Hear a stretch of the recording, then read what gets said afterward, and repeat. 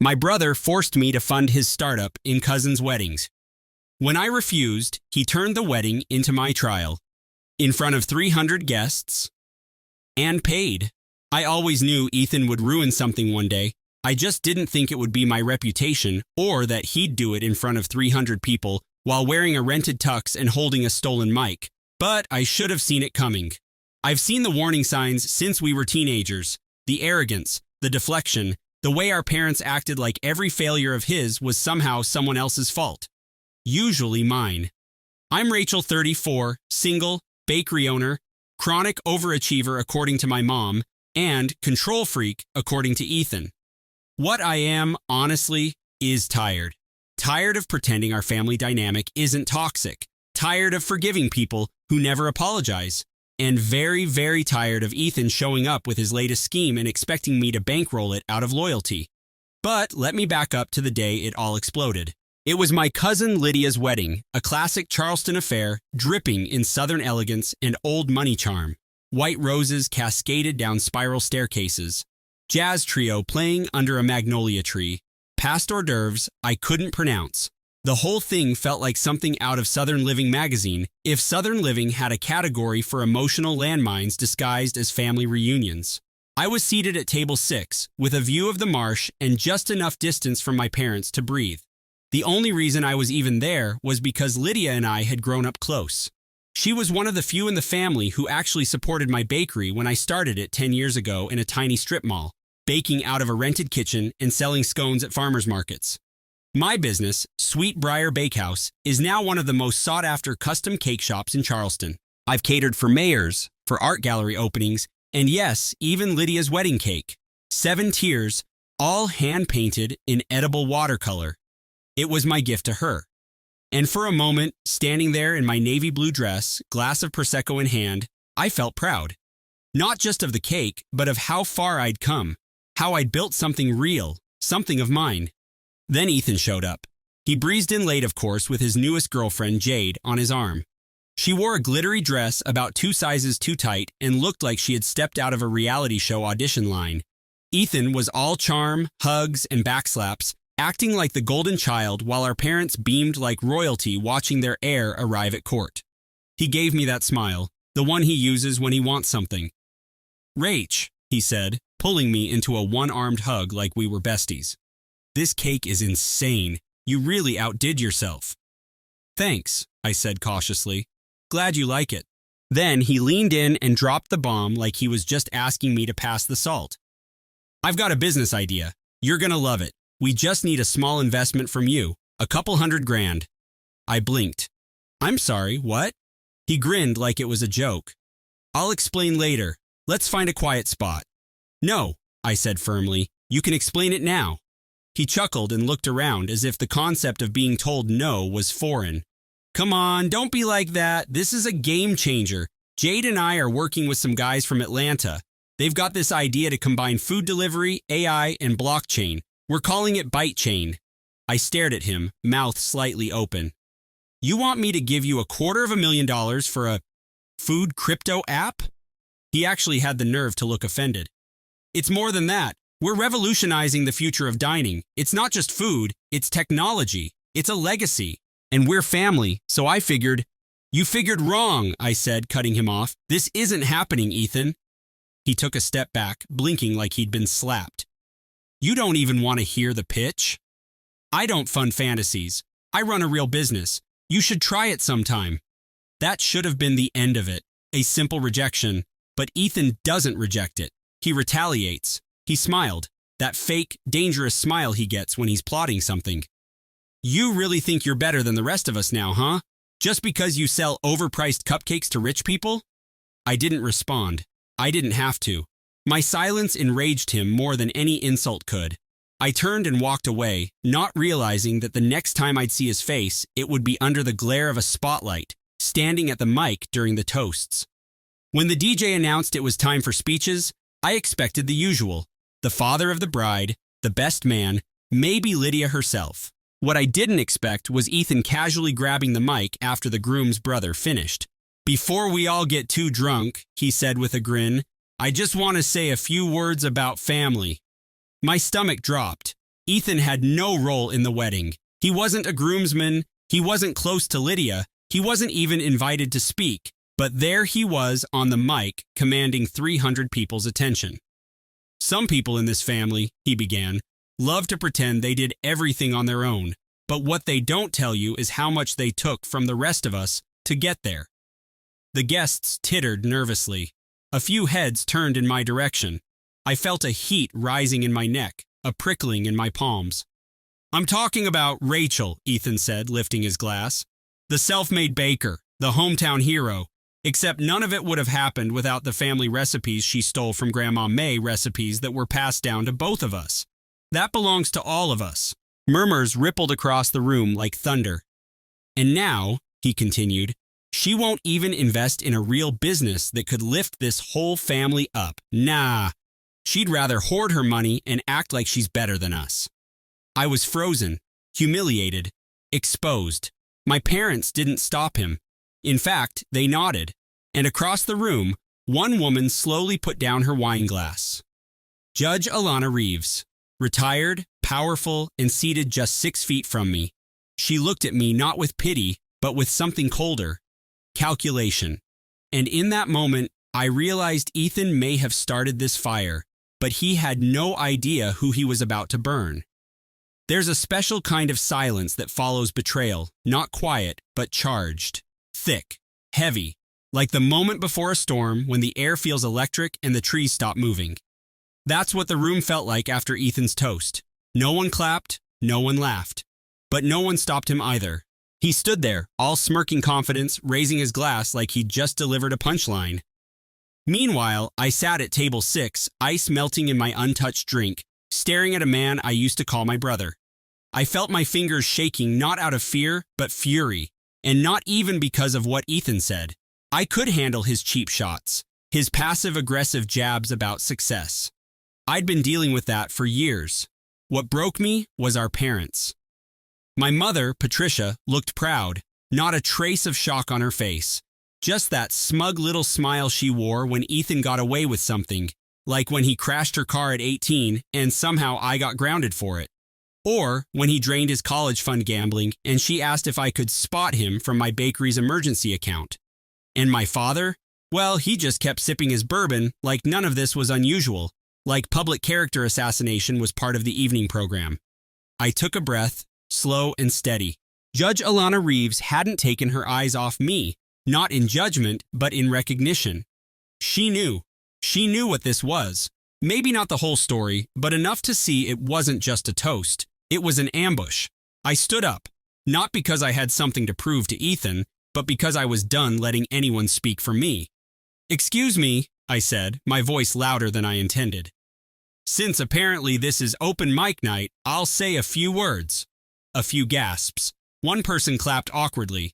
I took the mic from Ethan with a smile so sweet it could rot teeth.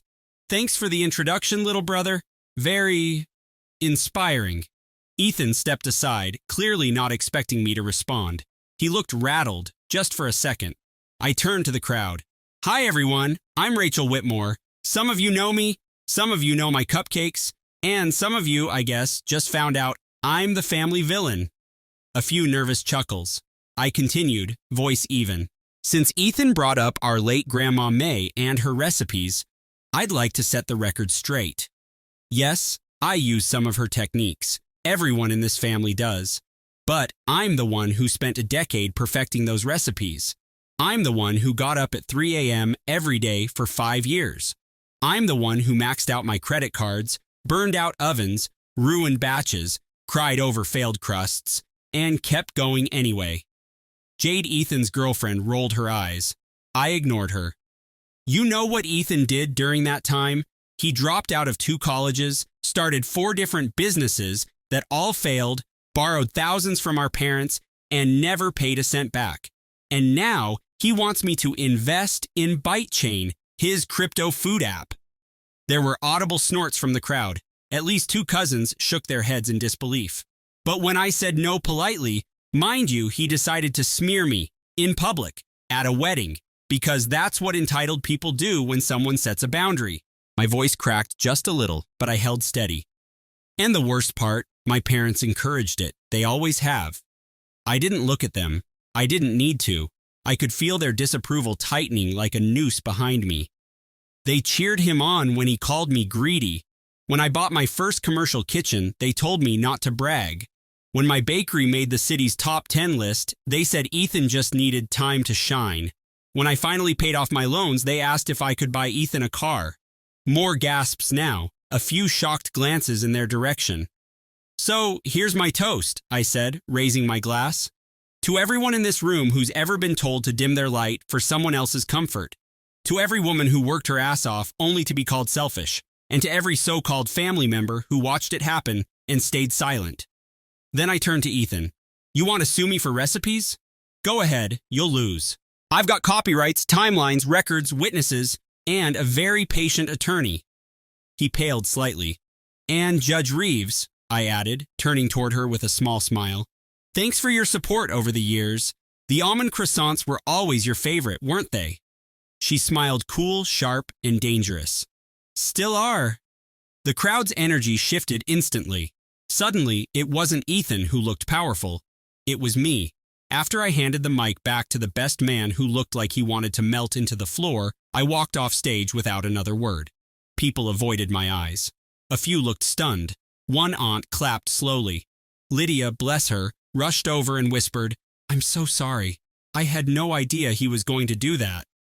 It's not your fault, I said. He's always been like this. I just never let anyone see it before. As I passed Ethan, I saw the crack in his mask, the twitch in his jaw, the desperation creeping in behind the swagger. He hadn't expected me to fight back. He never does. He thought if he humiliated me enough, I'd fold. But something had broken open in me. A dam, a silence I'd held my entire adult life. I wasn't going back to that. And neither was he. 3 days after the wedding, I was elbows deep in a batch of blackberry lavender scones when I got served. Literally, a man in a rumpled blazer walked into my bakery just after opening, asked for a lemon tart, then handed me a thick envelope with my name on it. Rachel Whitmore? He asked, as if he didn't already know. I nodded, flour on my hands, heart sinking. You've been served.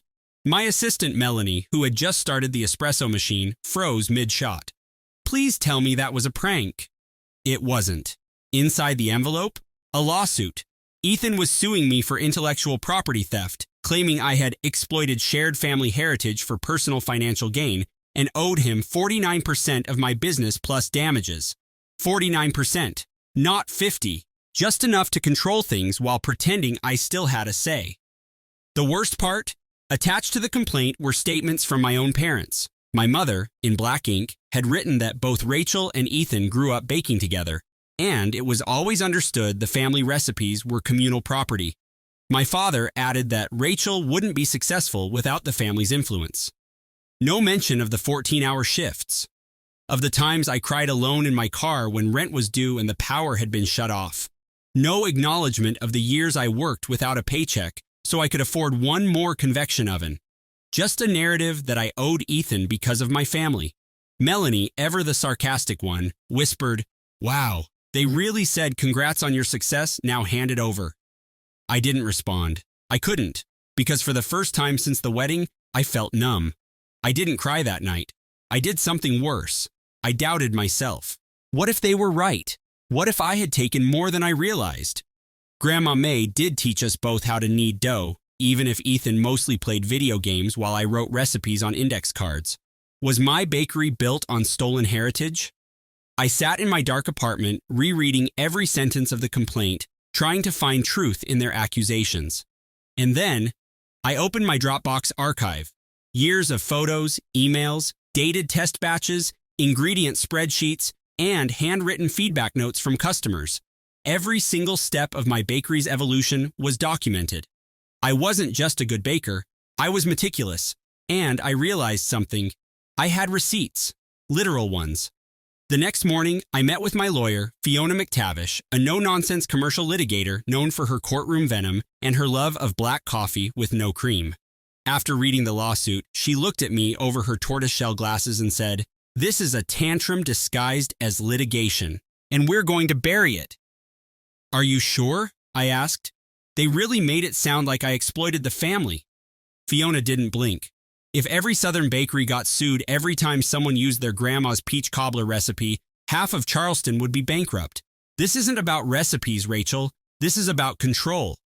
I nodded slowly. You stood up to them, she added. Now they're trying to punish you. Something in my chest cracked open. Not pain, not fear, clarity.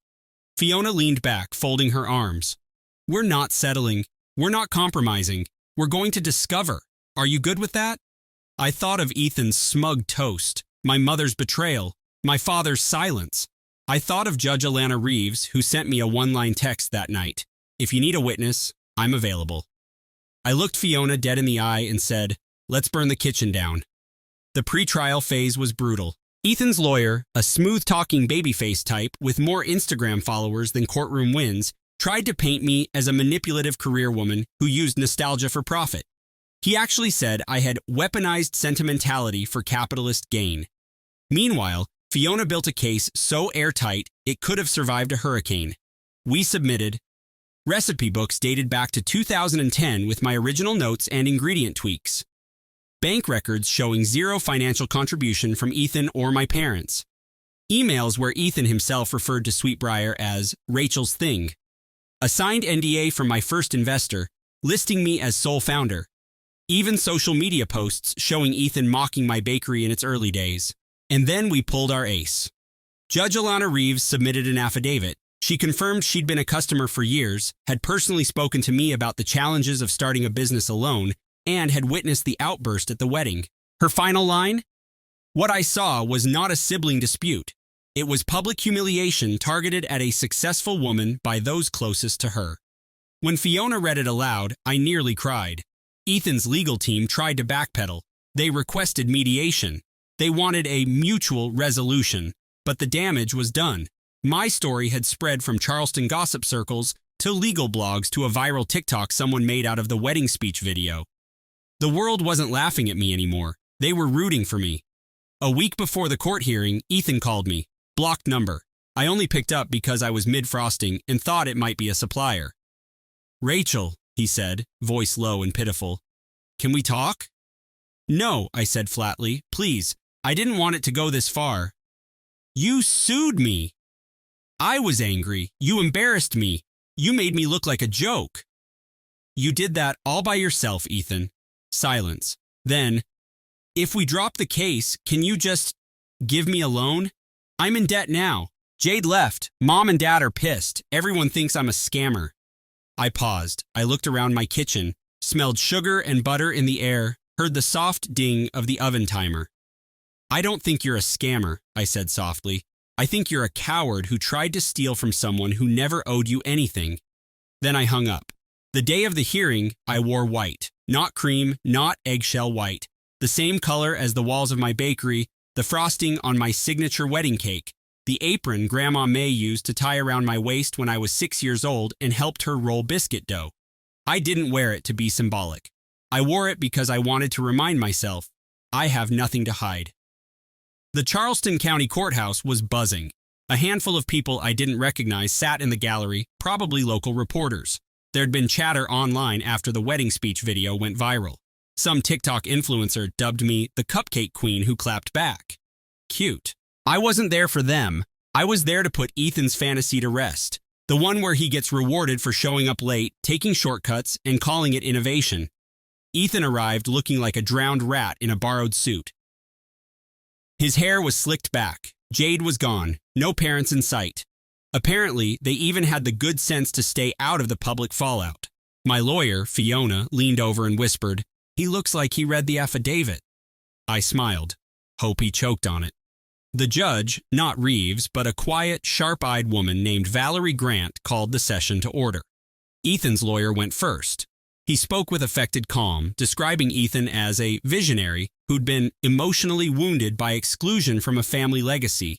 He said my bakery used intellectual property passed down through generations, and Ethan, as a descendant, had a reasonable claim to joint equity. Fiona leaned over again. If he says generational trauma, I swear I'll object on grounds of TikTok terminology. Then it was our turn. Fiona opened like a lit match dropped into gasoline. Calm, controlled, deadly. She walked through a timeline of my business from the day I filed for a business license to the first 5-figure catering job I booked. She introduced my ingredient logs, recipe books, and photos of me hauling flour bags twice my size. She entered into evidence an email chain from Ethan in 2017 calling my bakery that cupcake thing. But the moment everything turned, the moment Ethan's fantasy began to crack was during cross-examination. Fiona called Ethan to the stand. He swaggered up like he was walking onto a podcast set. "Mr. Whitmore," Fiona began, "can you describe your financial contribution to Sweetbriar Bakehouse?" "I wasn't officially an investor, but..." "So that's a no?" "I supported her in other ways." "Such as?" He blinked. "Encouragement, advice, emotional support." My stomach turned. Ethan wouldn't know emotional support if it came frosted with sprinkles. "Did you ever write any recipes used in Sweetbriar's menu?" "Well, Grandma taught both of us." "Please answer the question, Mr. Whitmore. Did you contribute any recipes?" "No." "Did you ever work a shift, bake a cake, wash a dish?" "No." "Did you promote the bakery, lend your name, connect Rachel to investors?" "No." "Have you, at any point, referred to the bakery as Rachel's thing?" He hesitated. "Yeah, I guess." "Would you like me to show you the email where you said that verbatim?" He swallowed. "No need." Fiona turned, slow and theatrical, facing the gallery. No further questions. The judge asked Ethan's lawyer if he had any witnesses. He mumbled something about family support, then asked for a short recess. They never returned. Ethan's case unraveled faster than wet fondant. That night, the judge issued a statement. Case dismissed with prejudice, which meant not only was the lawsuit dead, Ethan couldn't bring it again. It was over. I stood outside the courthouse, blinking against the afternoon sun, Fiona beside me, the verdict still echoing in my chest. A few reporters hovered nearby, microphones out, waiting for me to say something. I didn't. I didn't need to. Let the judgment speak for itself. That night, I went back to the bakery after hours. The shop was dark and still smelled like lemon curd and burnt sugar. I sat at my little office desk in the back, staring at the framed photo of Grandma May on the wall. She was holding a pecan pie and wearing her apron, the white one. Her eyes crinkled in that way they did when she was proud. I touched the frame lightly. "I kept it mine," I whispered. And for the first time in weeks, I cried. Not because I was sad, but because I finally realized I'd won more than just a lawsuit. I'd finally broken the cycle. The next morning, a courier showed up with a small package. No sender. Inside was a slice of wedding cake in a plastic container, the one I'd made for Lydia's wedding, with a sticky note that read, "For the real recipe keeper, a fan." I smiled. Then I opened my email inbox. 15 new client requests, 3 interview invitations, and 1 message from Judge Alana Reeves. Subject: "Thought you might like this." Attachment: screenshot of a private Charleston Law Society group chat. Message: "I told them you were the best baker in town. Now they all want almond croissants." 3 weeks after the court hearing, my mother called. I let it go to voicemail. She left a message, her voice soft, unsure, like someone trying to act warm in a cold room. "Rachel, we were just hoping to talk. Your father's... Well, we're all very upset about what happened. Ethan made some poor choices, but family's family. Maybe it's time we move on?" Move on. That was rich, considering they never actually moved with me to begin with. They were always waiting at the finish line, demanding credit for a race I ran alone. The next day, a letter arrived in my bakery's mailbox. Handwritten, 3 pages, Ethan's handwriting. He wrote that he was sorry, that he'd messed up, that he let pressure and pride get in the way. That Jade had left him, his name was kind of blacklisted in tech circles, and he was thinking of moving back home. He ended it with, "Maybe we could start fresh. Maybe I could help with the bakery. I know we've had our differences, but we're still siblings, right?" Right. I sat with that letter in my hands for a long time. I didn't cry. I didn't get angry. I just remembered. I remembered Ethan's toast. The look on his face when he said I owed him. The way my parents nodded. They laugh from the back of the room. I remembered standing alone in that ballroom with 300 eyes on me and not one hand reaching to hold mine. I remembered the slap I never got, but felt all the same. So I placed the letter back in the envelope, returned it to the sender unopened, and, for good measure, I attached a sticky note. This kitchen doesn't need another thief. That should have been the end, but karma, she likes sequels. The following Sunday, I was restocking the macaron display when Melanie ran in holding her phone, eyes wide. "Rachel, you have to see this."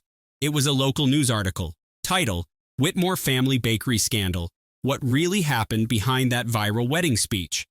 Apparently, someone had leaked the full transcript of the court documents. Maybe a court clerk, maybe Fiona, maybe Karma herself. Every detail was in there. The false claims, the wedding video, the judge's statement, even a quote from an unnamed source. I had a guess who, saying, he thought she'd fold. Instead, she baked him into a corner.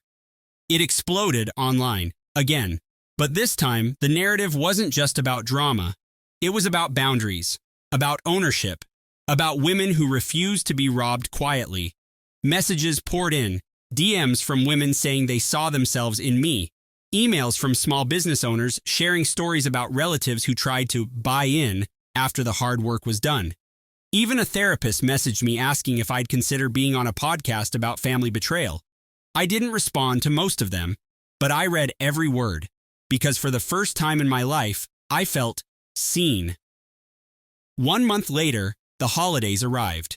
The Whitmore family usually did a big thing: long table, fake harmony, matching sweaters that itched like guilt. Not this year. I got a single email from my mother. No subject line, just one sentence. "Are you really going to spend Christmas alone?" I stared at it. Then I hit reply. "No, I'm spending it in peace." Then I booked a weekend cabin with Melanie and her girlfriend, made mulled wine, and watched the snow fall outside the window while we toasted to cutting ties that no longer fed us. 6 months passed. The bakery flourished. I launched a seasonal menu, opened a second location downtown, and partnered with a women's shelter to host baking workshops for survivors. At night, sometimes I stood at the window of my apartment with a glass of wine and looked out over Charleston, lights glittering like a city that had finally opened its arms to me. Not because of a scandal, but because I had finally stopped shrinking. And then, one quiet evening, it happened. A knock at the bakery door after closing. It was him, Ethan. He looked small, not physically, but everything else about him had shrunk: the bravado, the smugness, the "I deserve this" energy. Just a man standing in the wreckage he created, hoping someone would help him sweep it up. "I'm not here to fight," he said. I wanted to say it in person. I'm sorry." I didn't answer. I didn't move. He took a deep breath. "You were right about everything. I didn't build anything. I just thought, if I couldn't make something of my own, I'd take part of yours." He looked down at his shoes. "But you didn't let me, and you shouldn't have. You fought harder than I ever could have." Still, I said nothing. "I'm not asking for anything," he added quickly. I wanted you to know, I get it now. That's all." He waited. I stared at him for a long time. Then finally, I nodded once. Not forgiveness, not reconciliation, just acknowledgement. He nodded too. Then he left. That was the last time I saw him. Sometimes I wonder if he meant it, if he ever really got it. But most of the time, I don't wonder at all. Because I stopped needing answers from people who only show up to take. I still have the bakery. I still have peace.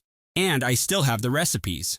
Not the ones from Grandma May's old tin box. The ones I wrote by hand after burning 50 batches. The ones I perfected through 3 a.m., taste tests, and small-town rejection and pure stubbornness. The ones I earned. And no one gets to take those away from me. Not anymore. My sister hijacked my graduation party mic, humiliated me with lies, then months later was dragged from court in handcuffs, screaming my name. My sister Claudia has been mean to me for as long as I can remember. When we were kids, she cut the head off my favorite stuffed bunny while staring me straight in the eye and remarked, "Well, now it's realistic. Bunnies die." If I ever got new clothes, she would borrow them without asking, return them dirty or stretched out, and laugh at my tears. My mother gave me a necklace for my 10th birthday that I had been wanting for months. The very next day, Claudia flushed it down the toilet during an argument and then gaslit me with, "You probably lost it. You're always careless. School was even worse. She would create stories about me, tell embarrassing lies to my crushes, and insult me in front of her friends. If I received decent grades, she'd accuse me of attempting to make her look stupid. If I struggled with something, Mom would tell everyone that I was slow. My parents consistently dismissed it as sibling rivalry. The standard, you two need to get along. One day, you'll only have each other's speech. But I quickly discovered that my sister did not want to get along. She wanted me to feel embarrassed and humiliated. By the time high school came along, I had mastered the art of staying out of her way, but she kept digging at me. When I joined the debate team and began winning competitions, she insulted me as a desperate nerd attempting to appear important. When I was accepted to my ideal institution, she sneered, "Don't get too excited. You'll probably fail and come back." I was really looking forward to my high school graduation celebration. It wasn't only about the party. It was about finally appreciating something I'd worked for without Claudia in the spotlight. My parents agreed to let me host it in our backyard. I invited friends, instructors, and extended relatives. I spent weeks planning it, with fairy lights, a taco bar, and a music that I spent hours creating. Of course, Claudia was upset about it. She began with passive-aggressive statements. Why did she have a lavish party? I didn't receive one. She did, although she did not enjoy parties back then. It's only high school. Nobody cares. I'm going to be extremely bored that day. I told her straight up, if you can't be nice, just stay out of the way. She smirked and added, don't worry, I'll make it memorable. That should have been my warning. Everything began out well on the celebration day. Then Claudia made her move. First, she turned up the music to ear-splitting levels and began playing songs she knew I detested. When I ordered her to stop, she said loudly to my guests, "Oh, sorry, I didn't realize the party dictator was here." Then when everyone was eating, she inadvertently spilled Coke all over the dessert table, ruining the cake, cupcakes, and fruit display I had worked so hard on. She fake apologized in the most sarcastic tone possible. "Oops, my bad. Guess we'll have to diet today." But the worst thing happened afterward. Claudia took the microphone for the speech I had not asked her to give while I was conversing with my old English teacher. She began recounting humiliating things about me, some exaggerated, others just made up. Examples include, one time she peed her pants in middle school. She once cried for an hour because I ate her cookie. Don't worry, she's going to be a great college student if she can survive without Mom packing her lunch. Everyone laughed awkwardly, but I could feel my cheeks burning. I tried to take the microphone, but she yanked it away. That was when I snapped. I told her to go. She rolled her eyes and said, "Relax, it's just a joke. God, you're so sensitive." She walked away, but the harm had been done. The mood of the celebration was ruined. People kept attempting to console me, but all I could think was, she did it again. She couldn't let me have this one day. After that, I stopped speaking with her totally. I didn't respond to her texts, calls, or snarky apology, which simply said, "Sorry if you took it the wrong way." For the following 6 months, she tried to behave as if nothing happened. At family dinners, she'd sit next to me and ask about school as if we were closest friends. If I ignored her, she'd say, "Wow, still holding a grudge? You need to get over it." Then, over Thanksgiving, she made one last dig. "You're acting like I ruined your wedding or something. It was just a high school party." I gave her a straight face and responded, "It was my celebration. You ruined it on purpose. You've been tearing me down my whole life, and I'm done giving you access to me, and I intended it." I stopped inviting her to my events. I exited family group chats and informed my parents, if she's there, I'm not. Naturally, the guilt tripping began right away. My mother called last week and said Claudia was ready to talk. She put her on speaker mode without telling me, and Claudia's first words were, "So, are you done being dramatic?" I hung up right away and tossed my phone across the room, where it bounced off my dorm wall. My hands shook as I took it back up and blocked Claudia's number for the 15th time this week. 20 minutes later, my roommate knocked on my door, holding her laptop and wearing a strange expression. She showed me her Instagram messages, and there were 3 new profiles, all made within the last hour, sending her walls of text about how I was mentally ill and needed assistance. The usernames were made up of random integers, but the writing style was entirely Claudia. My roommate watched as I took screenshots of everything and saved them in the evidence folder I'd created on my laptop. The next morning in the cafeteria, she sat across from me and moved her plate away. She inquired if any of Claudia's claims were real, and I could tell she wasn't sure what to trust. I took out my phone and showed her the video Elisa had taken at my graduation party, which included Claudia's entire speech and my attempt to grab the microphone. Her expression changed from bewildered to scared as she watched. She stated my sister was very messed up and asked whether I had told anyone about it. That afternoon, I walked to the college counseling center and stood outside for 10 minutes before finally entering. The receptionist handed me an intake form, and I sat there staring at the section on family connections. There was a checkbox for familial trauma, and I hovered my pen over it for a minute before marking it. 3 days later, I was sitting in Dr. Moreau's office telling her about the plush bunny and how Claudia had looked me in the eyes while ripping off its head. I told her about the jewelry in the toilet, the graduation party, and everything else. She listened without interrupting, then said something that made my entire body feel lighter. She stated that what I had experienced was not sibling rivalry, but rather systematic emotional abuse. That night, Albert discovered me crying in the common room after my father left me a voicemail about how I was pulling the family apart. He sat down next to me, and I eventually told him everything from the beginning. He held me as I described 20 years of being ripped down and humiliated. He said, "No wonder you flinch when people raise their voices." Later that week, I was alone in my room going through old family photos on my laptop. Claudia was either smirking at the camera or doing something to injure me that appeared to be playful but was actually not. She was tugging my hair, grabbing my arm, or treading on my foot as everyone else smiled for the picture. How come no one noticed what was going on right in front of them? A week later, I was studying when someone began hammering on my door. I opened it to find my mother standing there, with Claudia directly behind her. My mother said we'd speak it out like grown-ups and began pushing past me toward my room. I blocked the doorway and told them to go, but Claudia screamed that I was overly emotional and selfish. My RA heard the commotion and dashed down the hallway. She inquired whether everything was fine, and I informed her that these folks needed to leave. Claudia began yelling, claiming she was my sister and had every right to be there.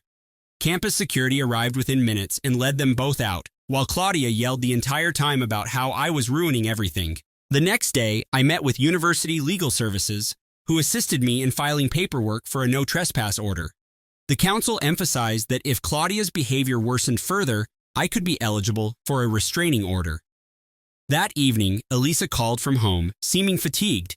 She said Claudia had been telling everyone I'd suffered a mental breakdown in college and was fabricating tales for publicity. Several people we knew from high school had contacted Elisa, asking what was going on. Elisa had been defending me, but she admitted it was getting more difficult because Claudia was so convincing. 2 weeks later, I returned to Dr. Moreau's office, and she handed me a stack of articles about narcissistic abuse. Everything made sense when I read about gaslighting, public humiliation, and how abusers always act the victim when confronted. I wasn't crazy, nor was I being overly sensitive. I was angry, and for the first time, it felt like the appropriate answer. 2 days later, I was sitting in economics class when my phone rang with a call from my father. I left it on voicemail and listened to it after class, his voice exhausted, as he told that Claudia had been crying for weeks and that her therapist had advised family reunification was critical to healing. I understood the manipulation right away, yet it still made my chest tight. Albert approached me at the library that afternoon and proposed we resolve my social media issues once and for all. We spent 4 hours in his dorm room building new accounts with fictitious names and maximum privacy settings, barring everyone who might be connected to Claudia. Her pals, anyone from high school who could leak information.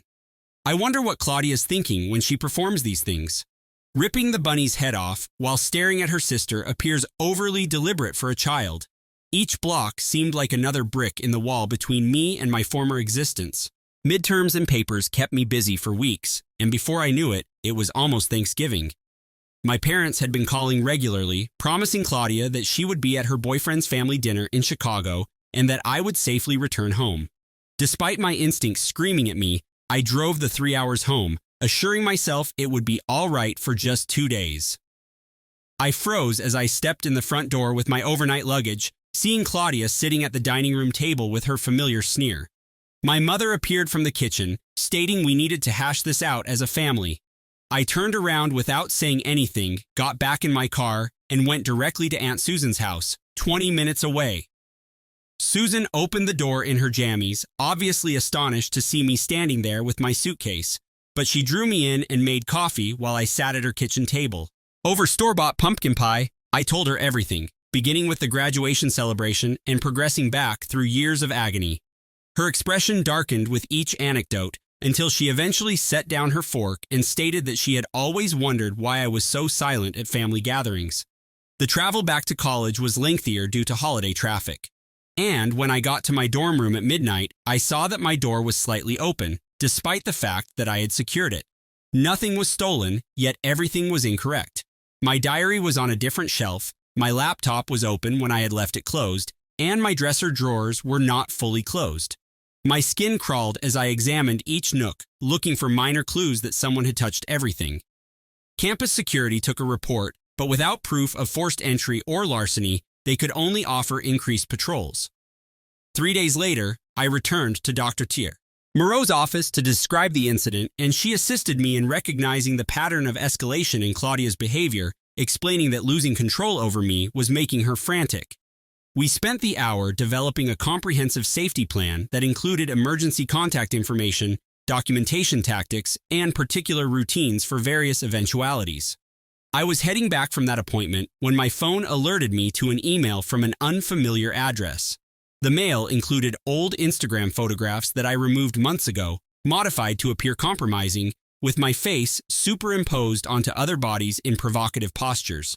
Although the content was brief, Claudia's writing style was instantly apparent in her threat to send them to my teachers. I went straight to campus police, who took the blackmail threat seriously and called up a detective who specialized in cybercrime. She stated that blackmail was a felony and that they could track IP addresses, officially launching an inquiry that afternoon with case numbers and evidence logs.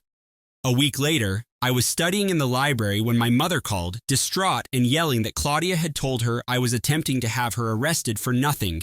She requested that I drop the charges immediately, claiming that I was wrecking my sister's future due to minor sibling squabbles, but I hung off while she was still speaking. Albert had been watching everything unfold and discussed my issue with his folks during their weekly video conversation. His mother, who worked as a social worker, encouraged me to spend winter break with them at their home near Cleveland. When I visited at their house 2 weeks later, his mother sat with me in the living room and softly validated what I'd gone through, marking the first time an adult had taken my side without making excuses for Claudia or attempting to reconcile. When I returned to university after winter break, the nightmares began immediately away. I'd have dreams of Claudia standing at my dorm room doorway, sitting in the back of my courses, or waiting outside my job at the campus bookstore. The dreams were so genuine that I'd wake up at 3 a.m. I had to check my door lock 3 or 4 times before I could even consider going back to sleep. My roommate began to question my well-being since I would get up several times each night to ensure the door was closed and the windows were fastened. The lack of sleep made things difficult, but I couldn't stop myself from double-checking everything. 2 weeks into the semester, Elisa texted me a slew of screenshots that made my stomach drop. Claudia had been emailing all of our high school pals on Facebook with a completely made-up story about how I had stolen money from our parents and developed drug problems in college.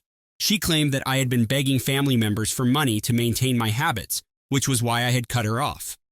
Most people who knew me didn't believe it, Elisa remarked. However, I noticed from the screenshots that some individuals were starting to ask questions and wonder if there was any truth to it. I was sitting in the library trying to focus on my chemistry homework when my phone called with an unfamiliar number. It was the detective who had been managing my case, and he had some news that made me drop my head on the desk. They traced the blackmail emails I'd been receiving to a coffee shop 3 blocks from Claudia's apartment. The security camera showed her sitting there with her laptop at the exact times the emails were sent, and the investigator stated that they now had sufficient evidence to proceed with charges. The next day, I met with the prosecutor at the courthouse downtown, and she explained what would happen next. She stated that Claudia would be arrested, followed by an arraignment in which she would enter a plea, and they would most likely offer her a deal because this was her first violation. Then she looked at me and uttered what I had been dreading. 3 days later, I was in my economics class when my phone started vibrating nonstop. I came out into the hallway and noticed 5 missed calls from my mother. When I called back, she was shouting so loudly that I had to hold the phone away from my ear. She continued telling me I was evil, that I was destroying our family, and that I couldn't be her daughter if I could do this. My father then took the phone and spoke in a cold and flat tone. A week later, I sat in the rear row of the courtroom, Albert to one side and Dr. Moreau to the other. My palms shook as I watched them carry Claudia in for arraignment. She pled not guilty, as the prosecutor had warned me would happen, and the judge freed her on bail with a no-contact order, which meant she couldn't approach me or speak with me in any way. As she went out of the courtroom with her lawyer, she turned and stared directly at me, mouthing something I could hear clearly from across the room. Aunt Susan contacted me that afternoon as I was walking back to my dorm. She'd been conducting her own research, speaking with cousins and other family members I hadn't seen in years. Claudia turned found to have been unkind to several of them, particularly the younger relatives. However, everyone was too terrified or embarrassed to say anything. Susan was compiling a pattern of behavior dating back to when we were young children, documenting everything individuals remembered. The stress of everything made it tough to concentrate on schoolwork. Despite knowing about the no-contact order, I would sit in class continually looking over my shoulder to see whether Claudia was present. My chemistry grade went from an A to a C in 3 weeks, and I couldn't focus long enough to read more than a page of any textbook. Dr. Moreau formally diagnosed me with PTSD at one of our sessions and suggested we meet twice a week to help me cope with everything. 2 weeks after the arraignment, I was doing laundry in my dorm basement when I checked my phone and noticed 3 new voicemails from my mother's number. My heart began beating because I sensed something was wrong. Mom never left voicemail messages. When I played the first one, I didn't hear Mom's voice. The prosecutor added witness intimidation charges the next morning when I handed her the voicemails. She played them for the court at an emergency hearing that afternoon, and he promptly revoked Claudia's bail. I stood on the courthouse steps, watching through the glass doors as 2 officers carried my sister away in handcuffs, her hands tied behind her back. I waited for remorse, sadness, or something to hit me, but all I felt was relief, like if I could finally breathe again after weeks.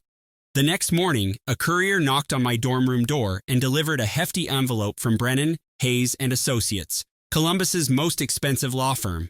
My hands shook as I opened it and read the formal letter advising me to reconsider my position and warning me against irreversibly breaking family relationships, as well as implying that I could face legal action for defamation. Albert found me sitting on my bed 20 minutes later, still holding the letter, and promptly phoned the prosecutor's office while I sat there, motionless. The prosecution urged us not to worry because this was standard intimidation techniques, but I couldn't stop thinking about how my parents were spending thousands of dollars to protect the person who had been hurting me my whole life. A week later, Dr. Moreau set aside her entire afternoon to assist me in writing my victim impact statement, and each sentence felt like tearing glass out of my flesh. I wrote about the stuffed bunny, the Flushing necklace, the botched graduation party, and all the minor cuts in between that built up to 20 years of misery.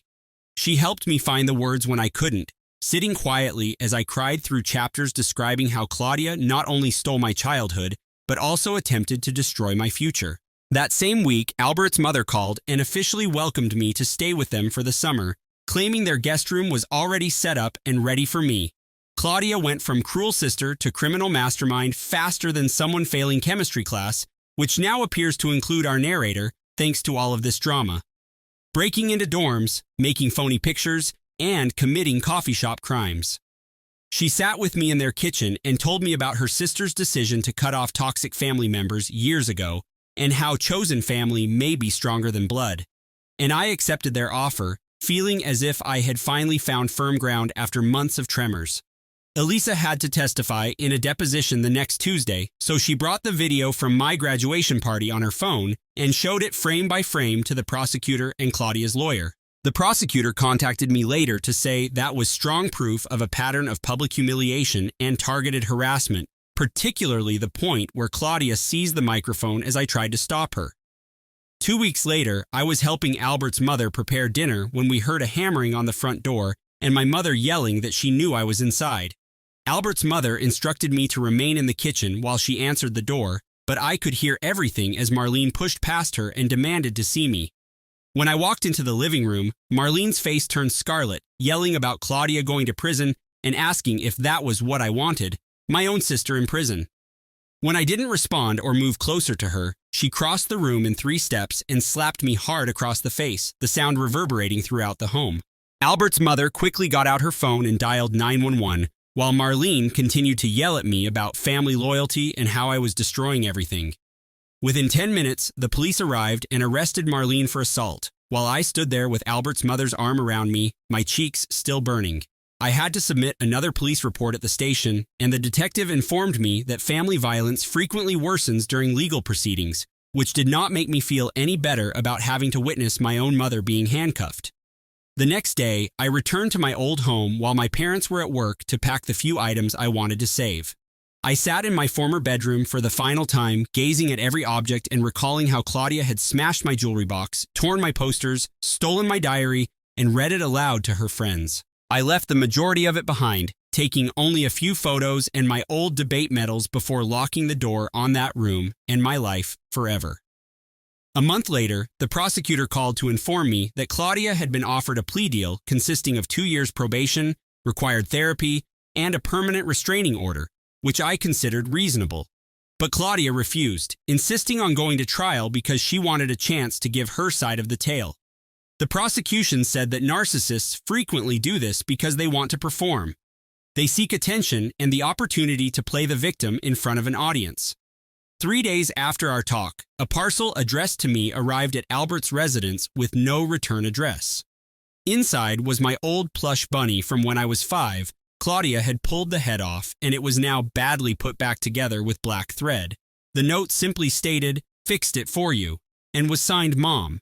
However, it felt more like a threat than an apology or peace offering. Meanwhile, Aunt Susan had been discreetly documenting whatever she could find, rummaging through old boxes in my parents' attic and compiling a timeline spanning 20 years. She discovered elementary school report cards with teacher remarks regarding my withdrawn and anxious behavior with my sister. I found my old journals, which I assumed were lost. I found images of me flinching away from Claudia as a toddler. The pattern had always existed, scrawled in a dozen different handwritings by instructors, counselors, and coaches who had all sensed something was amiss but had never quite joined the dots. 2 months later, I decided to start something on campus that I never thought I'd have the courage to do. I reserved a tiny room at the student center and distributed brochures promoting a support group for persons who had experienced family abuse. The first meeting, I sat with my notebook and 3 seats arranged in a circle, watching the door and wondering if anyone would show up. A female named Ashley strolled in first, followed by a guy named Ben and another girl simply known as Kay. We sat for an hour, mostly looking at each other. However, at the end, Ashley was crying about her stepfather, and Ben was talking about his elder brother, who used to lock him in closets. By the 4th meeting, we had 12 participants and needed to move to a larger room. The prosecutor called me the following week to inform me that the trial date had been set for 6 months. I attempted to concentrate on my lectures, but when the notice that I'd have to testify arrived 2 days later, I threw up straight in my dorm room. Albert held my hair back as I heaved into the garbage can, and Dr. Moreau spent the entire following session reminding me that I was stronger than I realized and that I had already survived the worst part, bisses. Chelsea from back home spotted me in the cereal section at a supermarket shop near college. She drew me into a strong hug before I could move away, telling me how much my mother missed me and how she looked dreadful without me. The guilt hit me like a blow in the stomach, and I abandoned my entire cart right in the aisle. I drove back to my flat, crying so hard that I couldn't see the road. 2 weeks later, things worsened. Claudia's lawyer filed a motion claiming that because I was mentally unwell, my testimony should be invalidated. They wanted all of my therapy records, every single session with Dr. Moreau, and anything private I'd ever said. Dr. Moreau sat me down and described what was going to happen, how they would try to use my PTSD diagnosis against me, and how they would twist things to make me appear insane. The judge limited what they could view, but Claudia's lawyer was still allowed to confront Dr. Moreau about my diagnosis in court. My former English instructor reached out on Facebook after learning about the case from another teacher. She recalls seeing me crying in the restroom after Claudia humiliated me in front of the entire cafeteria junior year. I remembered how I had begged her not to tell anyone since it would just make things worse. She offered to testify about what she had witnessed over the years. I began writing everything down in a private blog just to get it all out of my head. The words came out like poison being drawn from a wound. Page after page of memories I had attempted to forget. Albert read portions of it with my consent and then held me for an hour while I sobbed into his chest. A month later, my father sent me a letter through my lawyer. He was filing for divorce from my mother after she was arrested for assisting Claudia. He wrote that he had failed to protect me, but he still did not want Claudia to go to jail, that she was still his daughter, and that maybe we could all go to treatment together one day. I read it 3 times before throwing it away without responding. At our next meeting, the prosecutor showed me something that made my skin crawl. Security footage from a coffee shop near my hostel, the library, and the parking garage all show Claudia following me for weeks before the blackmail began. She'd been studying my calendar, calculating out when I'd be alone, and organizing everything like it was a sick game. The prosecution stated that the premeditation would make the allegations significantly more serious. I was sitting in my psychology course the next week when someone behind me laughed in a high, nasty tone that sounded exactly like Claudia. My chest tightened and I couldn't breathe or think, so I gathered my belongings and fled out of the room. I spent an hour in the bathroom attempting to calm my breathing, spraying cold water on my face and practicing the counting techniques Dr. Moreau taught me. 2 weeks later, I was sitting in Dr. Moreau's office, staring at this light bar she was holding while she discussed how EMDR could help with trauma memories. She shifted the light back and forth as I imagined Claudia pulling my bunny's head off, and my gaze followed suit, and I started sobbing harder than I had in years. But the memory felt different afterward, like if I was viewing it through thick glass rather than experiencing it again. Aunt Susan called Albert the next day, crying because she'd been discussing the trial with her daughter Sophia, and Sophia broke down and told her that Claudia had cut up her wedding dress with scissors the night before her wedding 6 years ago, convincing everyone Sophia did it herself during a panic attack about getting married. Sophia had been in treatment ever since, believing she had experienced a breakdown, but now she knew Claudia had done it, and she wanted to testify, and Aunt Susan kept saying how sorry she was for not believing me. My scores began to improve after I discovered out how to compartmentalize legal information in my mind during class.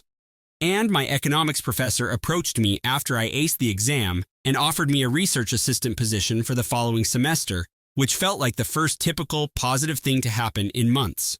A month later, the pre-trial hearing began.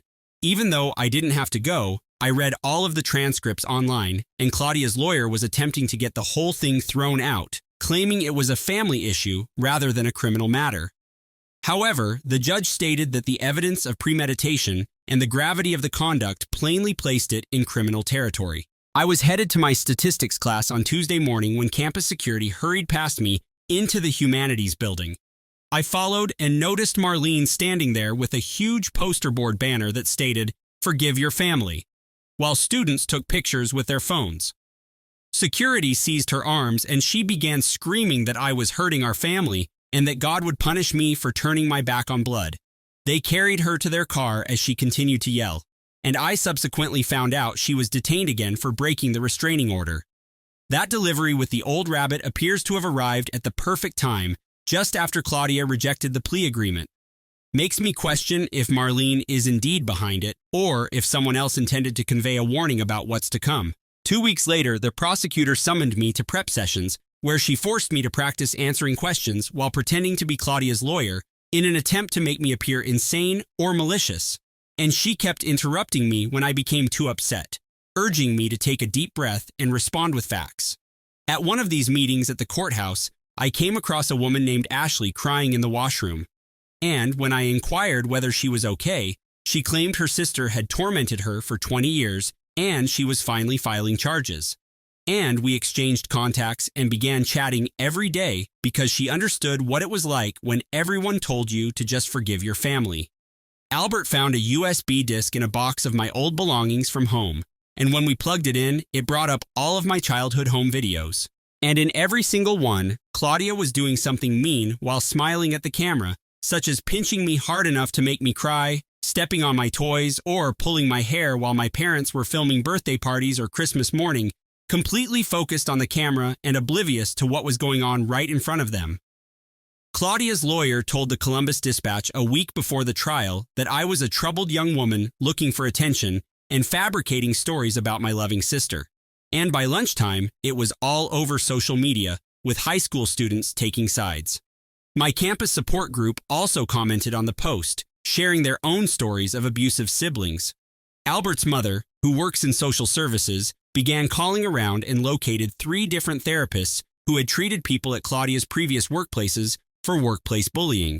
While they could not violate confidentiality to testify, they all admitted off the record that Claudia had a clear pattern of targeting one individual at each employment until that person departed or had a breakdown. Even though the therapists could not testify directly, the prosecutor stated that this information would help prove a trend.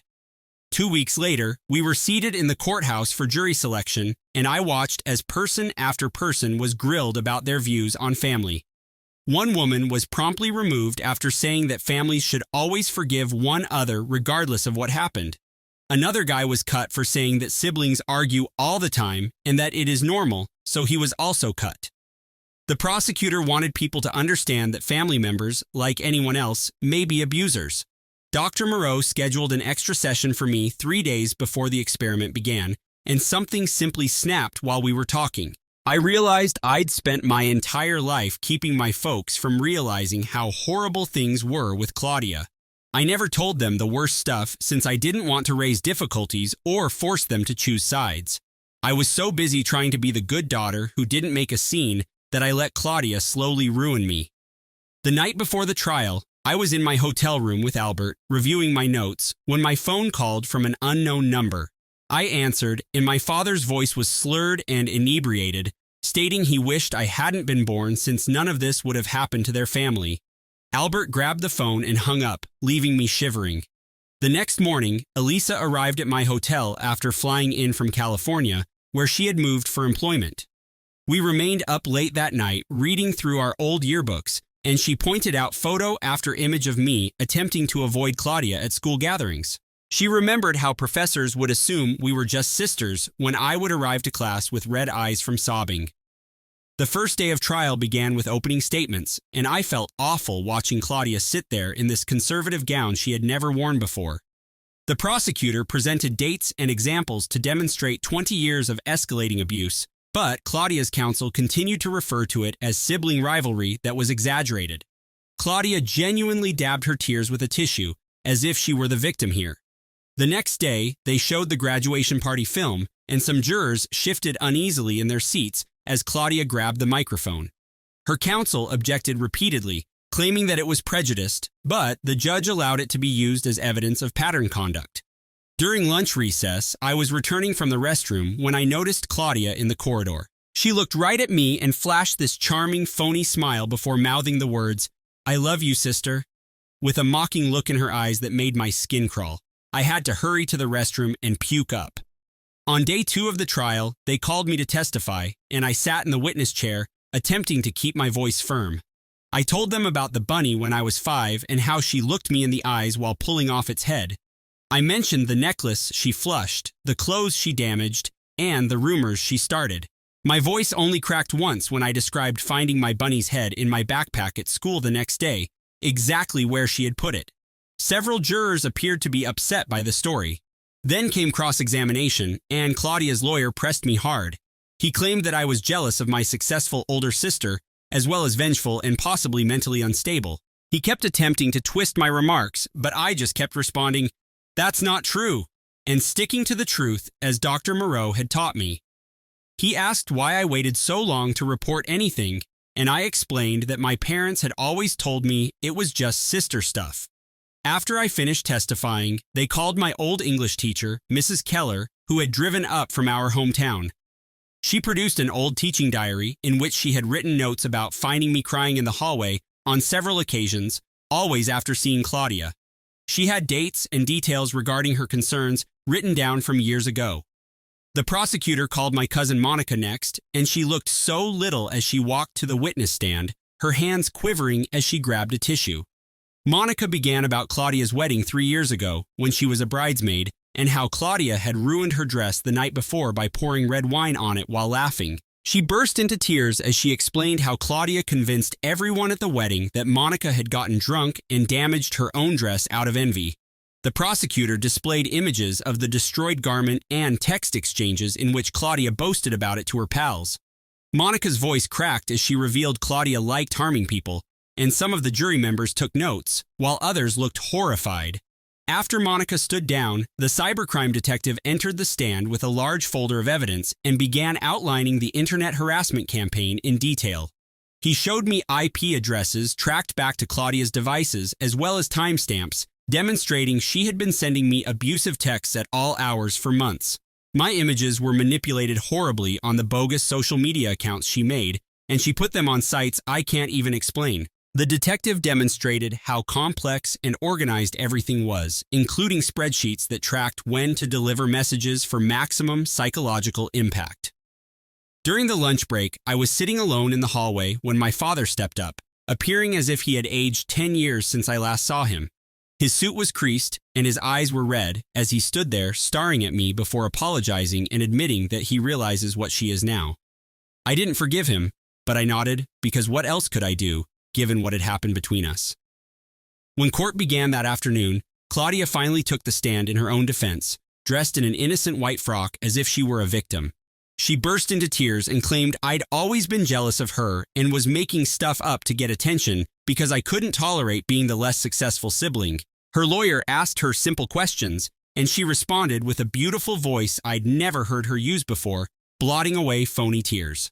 The jurors seemed to believe it until the prosecutor began cross-examining her and asking about the video from my graduation party. She tried to deny it at first, but when he showed the video of her uttering that horrific statement, her entire expression transformed. The prosecutor kept pushing and presenting evidence, and Claudia eventually snapped and screamed that I deserved it because I was constantly trying to make her appear bad. The entire courtroom fell silent, and I noticed jurors slump back in their seats as they finally saw the genuine Claudia beneath the act. The following day, character witnesses testified, and my teachers described how I had been a decent student who suddenly began missing courses when the harassment began. My manager at my university job remembered finding me crying in the storage area several times, and Albert mentioned the night terrors I was experiencing.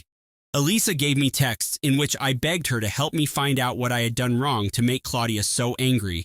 That night, back in my apartment, I couldn't sleep and kept replaying Claudia's testimony in my thoughts. Even though I knew the truth, the ease and convincingness with which she lied made me doubt myself at first, because that is what years of gaslighting do to you. I stared at the ceiling till morning, reflecting on how she had almost convinced me that I was the problem again, just like when we were kids. The 5th day of trial was dedicated to closing arguments, during which the prosecutor detailed the progression from childhood bullying to criminal harassment and stalking. He displayed a timeline of how things worsened after I severed touch, emphasizing Claudia's lack of remorse despite overwhelming proof. The defense lawyer contended that family dysfunction and sibling rivalry had gotten out of control rather than criminal action that required jail time. While the jury deliberated, I sat in the corridor with Albert holding my hand, Elisa on the other side, and Aunt Susan across from us. 20 years of facts suddenly making sense must be like discovering that your childhood house was constructed on a poisonous waste dump. Explains a lot, but doesn't make it any less dreadful. Susan glanced at me and said, "Whatever happens, you've already won by breaking free." I wasn't sure I believed her yet. We'd been waiting for 2 hours when we heard shouts from outside, and security officers rushed past us to the courthouse entrance. Marlene had returned, violating her restraining order once more, and was yelling at reporters that I had destroyed our family while attempting to push through security to get inside. The guards held her arms as she attempted to spring at me through the doorway, shouting that I was a liar who had turned everyone against them. The officers arrived within minutes and detained her for violating the restraining order, while the bailiff instructed us to return inside. We spent the remainder of the day sitting in the corridor, waiting for news, but none came. The next morning, the prosecutor found us in the same position and informed us that the jury had requested to examine the graduation video and all of the cybercrime evidence again, indicating that they were taking it seriously. I couldn't eat anything, so Albert kept bringing me water that I couldn't drink as we watched other cases being handled and resolved around us. Dr. Moreau arrived around noon and sat with us for a bit, telling me that whatever occurred, I had already won by standing up to them, that Claudia no longer defined me. Something about hearing this made me understand she was correct, since for the first time in my life, I was not afraid of my sister. The third day began the same way, with us sitting in those rough plastic chairs when the bailiff appeared and announced that the jury had returned. My hands began to shake so badly that I could barely stand up. As we returned to the courtroom and saw the jury take their places, the foreman stepped up carrying a piece of paper, and I gripped Albert's hand so tightly that I thought I'd break it. Guilty of all counts, including harassment, blackmail, and witness intimidation. Claudia's expression changed from smug to astonished to absolute wrath in roughly 3 seconds. The judge began discussing scheduling, but Claudia sprang up and lunged across the defense table at me, yelling that I had ruined her life. 2 court officials apprehended her, but she continued to fight and kick, making threats about what she would do to me if she got free. The judge pounded his gavel and added contempt of court to her charges as she was carried out, still screaming. He set sentence for 6 weeks later, and the prosecutor indicated that with multiple felonies and her current behavior, she faced 2 to 5 years in prison. Outside the courts, reporters waited, and I gave them a brief statement about how I hoped this would help other abuse survivors seek justice, even if the offender was family. Then we proceeded to Albert's house, where I just broke down and screamed for what seemed like hours while his mother made tea and his father ordered pizza, and they just let me weep. My support group hosted a modest celebration for me the following week, and one woman stated I had given them all hope that they could stand up to their own abusers.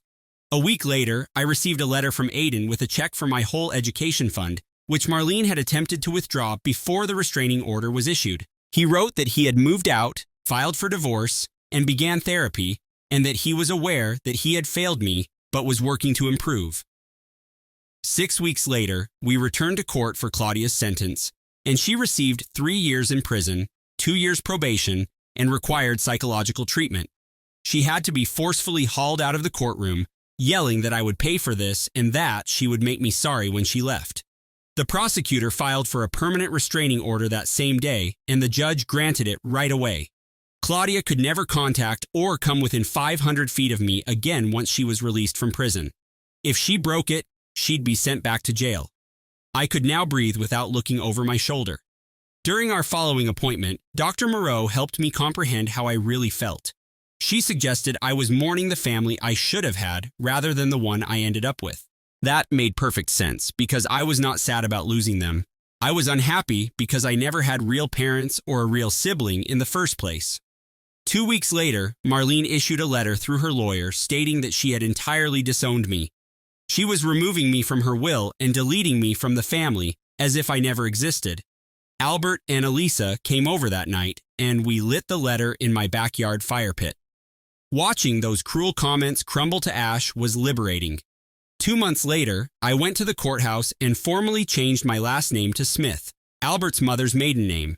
His family had basically adopted me anyway, and they were overjoyed about it. The paperwork was like removing chains I'd worn my entire life. When I returned to campus for sophomore year, everything changed. My grades were excellent. I received the research position I desired and helped to expand the abuse survivors support group. We increased our membership from 5 to over 30. Trauma no longer controlled me. Aunt hosted Thanksgiving that year for me, Albert, his parents, his sister, and the cousin who testified for me. We cooked and laughed together, and no one screamed, threw objects, or delivered hateful words. Albert's father raised a toast to the chosen family and new beginnings. I shed happy tears for the first time in years. A few weeks later, I contributed an anonymous story about sibling abuse to the university newspaper. Within days, my inbox was swamped with messages from other students who shared their own experiences. Some had never informed anyone before. I organized a weekly coffee meetup for anyone who wants to discuss. During one of my therapy appointments in December, Dr. Moreau pointed out that I hadn't addressed Claudia once in the previous 3 meetings. She was correct. I hadn't even considered her. The incessant fear and anxiety had finally subsided. Aunt contacted in January to let me know Aiden had reached out to her.